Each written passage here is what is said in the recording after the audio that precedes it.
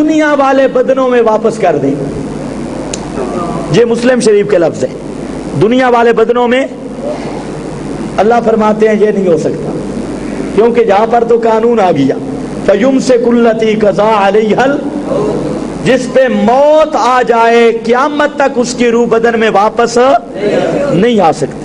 اب دیکھو قرآن کا فیصلہ بھی یہی، اور پیارے پیغمبر کے فرمان کا فیصلہ مسلم، اور پہلی حدیث بخاری سے پڑھی ہے. اور بخاری میں اللہ کے محبوب فرماتے ہیں میرا چھوٹا بیٹا جو ابراہیم فوت ہو گیا تھا، چھوٹا بیٹا، تو میں معراج کو جنت میں گیا، میں نے دیکھا ان لہو مرضعا فی الجنہ، وہاں جنت کے اندر اللہ نے ایک دائی مقرر کی ہے جنت کی جو اسے دودھ پلا رہی ہے. ان لہو مرضعا فی الجنہ. اور اللہ کے محبوب فرماتے ہیں میں نے حضرت خدیجہ الکبریٰ کو دیکھا، وہ جنت کی نہروں میں سے ایک نہر کے کنارے پہ بیٹھی تھی، جنت کی نہروں میں سے ایک نہر کے کنارے پہ بیٹھی تھی. اور یہ پیارے پیغمبر کا فرمان، اور میرے نبی کے صحابہ سب اس بات پہ متفق ہیں کہ شہید کی حیات برحق، پر حیات کا مطلب یہ ہے شہید کی روح کہاں ہوتی ہے؟ بدن میں روح. ہم بیچارے بھی یہی کہتے ہیں. یہ جو ملا کہتے ہیں اشاعت التوحید والوں کے پیچھے نماز نہیں ہوتی، میں کہتا ہوں ان بے ایمانوں کے آگے بھی نہیں ہوتی.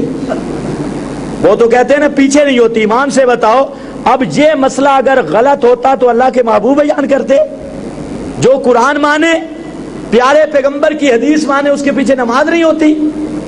جو صحابہ کا عقیدہ مانے اس کے پیچھے نماز نہیں ہوتی. تو میں کہتا ہوں ان بے ایمانوں کے آگے بھی نہیں ہوتی. خیر، دو باتیں سنو اس موضوع پہ، میں اگلی بات کرتا ہوں. میں کہہ رہا تھا کہ مشرک بہانہ کرتا ہے کہ ہم جن کو قبروں پہ جا کے پکارتے ہیں وہ زندہ ہیں، وہ ہماری سنتے ہیں اور ہماری درخواستیں اللہ تک پہنچاتے ہیں، کیونکہ قرآن کہتا ہے شہید زندہ ہیں، وہ لوہے کی تلوار کے شہید ہیں، اور ہم جنہیں پوجتے ہیں وہ عشق کی تلوار کے شہید ہیں. تو میں نے کہا مڈی غلط ہے. بنا الفاسد علی الفاسد، شہید کی زندگی جو قرآن کہتا ہے وہ زندگی جنت کی ہے. وہ زندگی کہاں کی ہے؟ جنت کی زندگی ہے. اگلی بات بھی سنو، حضرت عبداللہ ابن زبیر شہید ہوئے.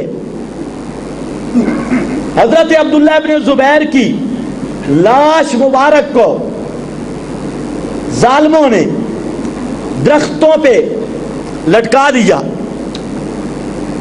سولی پہ لٹکا دیا. حضرت اسماء بنت ابی بکر، حضرت صدیق اکبر کی بیٹی حضرت اسماء، یہ ان کی والدہ ہے حضرت عبداللہ ابن زبیر کی، پریشان ہوئی. حضرت عبداللہ ابن عمر رضی اللہ تعالی عنہ تعزیت کرنے کے لیے آئے. توجہ کرنی ہے انشاءاللہ مسئلہ حل ہوگا. اسماء بنت ابی بکر پریشان ہیں. شہید کون ہے؟ حضرت عبداللہ ابن زبیر حواری رسول، وہ آدمی وہ شہید ہے. اس کی میت مبارک سولی پہ لٹکی ہوئی ہے، اور آ کون رہے ہیں؟ حضرت عبداللہ ابن عمر آ کے جملہ کہتے ہیں تعزیت کا. سنن سعید ابن منصور میں اور دوسری کتابوں میں روایت موجود، فرماتے ہیں لا تحزنی لا تحزنی انہا جثۃ ان الارواح عند اللہ. پریشان ہونے کی ضرورت نہیں، یہ جو سولی پہ لٹکا ہوا ہے یہ تو جثہ ہے.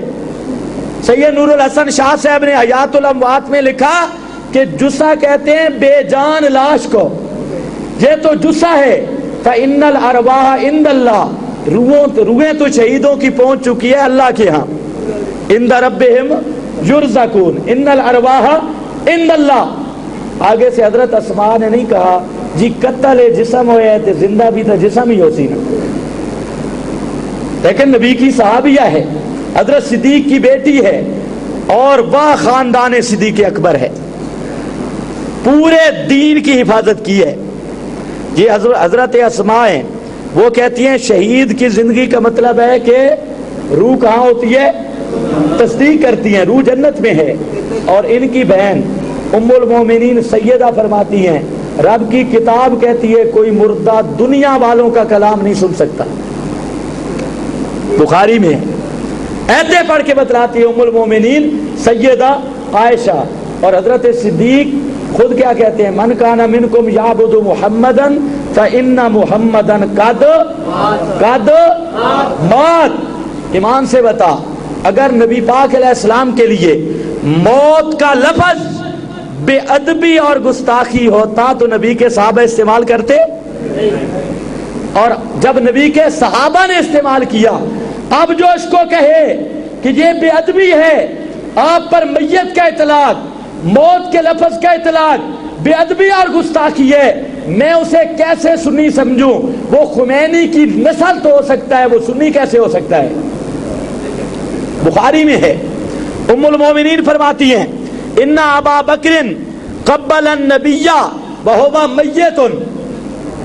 ابو بکر صدیق نے نبی پاک علیہ السلام کو بوسہ دیا اس حال میں ہوا میت. آپ اس وقت میت تھے. اگر میت کا لفظ میرے محبوب کے لیے توہین ہوتا، ام المومنین توہین کر رہی ہیں معاذ اللہ. اور جو توہین سمجھے فتویٰ کس پہ لگا رہا ہے؟ ام المومنین پہ فتویٰ، اور اپنے آپ کو سنی کہنے والا. اور ابن ماجہ میں، یہ بخاری میں نے پڑھی، ابن ماجہ میں سیدنا علی رضی اللہ تعالی عنہ وہ کہتے ہیں میں نے اللہ کے محبوب کو غسل دیا، اور غسل دے کر نقشہ بیان کرتے ہیں، فرماتے ہیں جب میں نے آپ کے وجود اقدس کو غسل دیا، میں نے آپ کے چہرے اقدس کو دیکھا، میرے دل سے آواز نکلی طبتا حیم و میتا، طبتا حیم و میتا.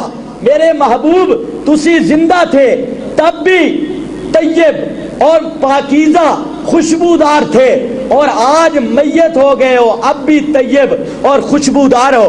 اور بخاری اٹھا حضرت صدیق اکبر نے جب نبی پاک علیہ السلام کے چہرے اقدس پہ بوسہ دیا تو بوسہ دیتے ہوئے فرمایا طبتا حیم و میتا، طبتا حیم و میتا. یہ بخاری ہے. مسند دارمی اٹھا، مسند دارمی کے اندر حضرت عباس رضی اللہ تعالی عنہ کھڑے ہوتے ہیں. قام العباس، حضرت عباس کھڑے ہوتے ہیں. حضرت فاروق اعظم کہہ رہے تھے اللہ کے محبوب پہ ابھی تک موت نہیں آئی. حضرت عباس کھڑے ہوئے اور فرمانے لگے حضرت عباس ان محمدن بشر، انہو بشر، اللہ کے محبوب بشر تھے، اور ان محمدن قد مات، اللہ کے محبوب پہ موت آ چکی ہے، اور آپ کو ادفنوا صاحبکم، آپ کو دفن کرو. اگر حضرت عمر جو بات کر رہے ہیں توجہ کرنی ہے، انشاءاللہ مسئلہ حل ہوگا. دارمی شریف، مسند دارمی، حضرت عباس نبی کے صحابی کا فتویٰ فرماتے ہیں اگر وہ بات ہوئی آپ پہ موت طاری نہ ہوئی، اور جس طرح فاروق اعظم کہہ رہے ہیں غشی کی حالت ہوئی، ان اللہ یبعث عنہ التراب، اللہ کے نبی کو دفن کرو، اللہ زندہ نبی کو قبر میں کبھی رہنے دیتے ہی نہیں. کس کا فیصلہ ہے؟ حضرت عباس کا فیصلہ. فرماتے ہیں دفن کرو. اگر آپ زندہ ہوئے تو زندہ نبی کو رب قبر میں رہنے دیتا نہیں ہے. یہ مسند دارمی ہے. تو میرا دوست اگلی بات سن، نبی کے صحابہ تابعین کا اجتماع ہے، سارے مجاہدین جمع ہے. حضرت شام ابن عاص وہ شہید ہو گئے، ان کی لاش مبارک ایک درہ میں گر گئی. درہ تنگ تھا اور سارے تابعین صحابہ کھڑے ہیں، گھوڑوں کو روک کر عیسائیوں کے ساتھ جنگ تھی کہ اس لاش کے اوپر سے گھوڑا نہ گزارے.